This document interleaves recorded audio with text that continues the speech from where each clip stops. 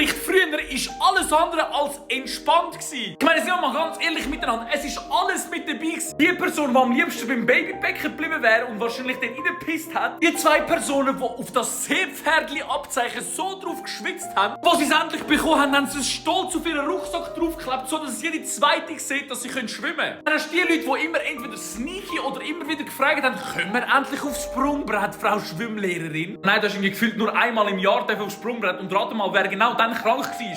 Also rate mal, wer genau zu dem Zeitpunkt krank war. Ich.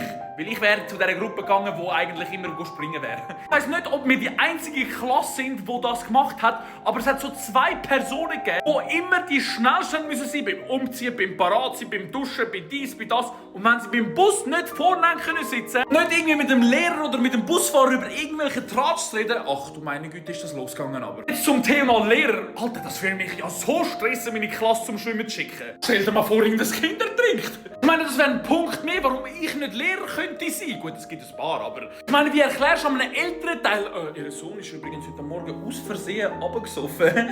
Er hat nicht schwimmen.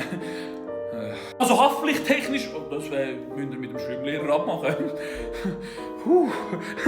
Und der Schulbus, der dich dort anchauffiert hat, das ist eine ganz andere Geschichte. Die Coolen dürfen hinten sitzen, alle anderen... ein bisschen vorne.